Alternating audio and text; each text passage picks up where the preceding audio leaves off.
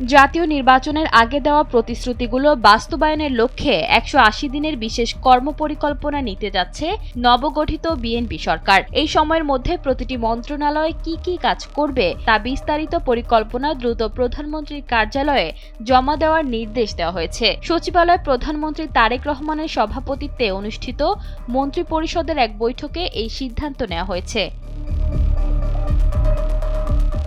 সাধারণত নতুন সরকারগুলো ১০০ দিনের কর্মসূচি নিলেও বর্তমান সরকার বৃহত্তর পরিসরে ১৮০ দিনের একটি সময়সীমা নির্ধারণ করেছে, যার প্রথমে রমজানকে সর্বোচ্চ গুরুত্ব দেওয়া হয়েছে। প্রধানমন্ত্রীর নির্দেশ, রমজানে যেন দ্রব্যমূল্য নিয়ন্ত্রণে রাখা হয় এবং ইফতার ও তারাবির সময় বিদ্যুৎ সরবরাহ স্বাভাবিক থাকে।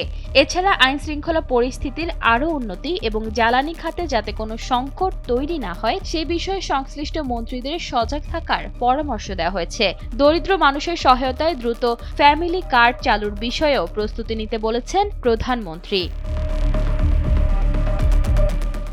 তথ্যমন্ত্রী জহিরুদ্দিন স্বপন জানিয়েছেন, এই সরকার শুধু বিএনপির নয়, বরং গণতান্ত্রিক সকল দলের ঐক্যমত্য ঘোষিত ৩১ দফা রাষ্ট্র মেরামত কর্মসূচির আলোকে পরিচালিত হবে। ১৮০ দিনের এই পরিকল্পনায় সেই দীর্ঘমেয়াদী সংস্কারের প্রতিফলন থাকবে।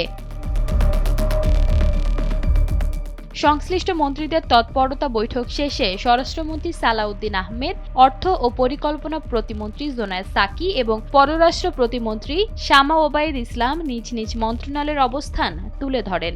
তারা জানান, আগামী ২-১ দিনের মধ্যেই মন্ত্রীরা তাদের নিজ নিজ কর্মপরিকল্পনা প্রধানমন্ত্রীর কাছে পেশ করবেন। প্রধানমন্ত্রীর নির্দেশনা অনুযায়ী সব মন্ত্রণালয় সমন্বিতভাবে কাজ শুরু করবে, যাতে স্বল্পতম সময়ে জনগণকে দেওয়া প্রতিশ্রুতিগুলো দৃশ্যমান হয়।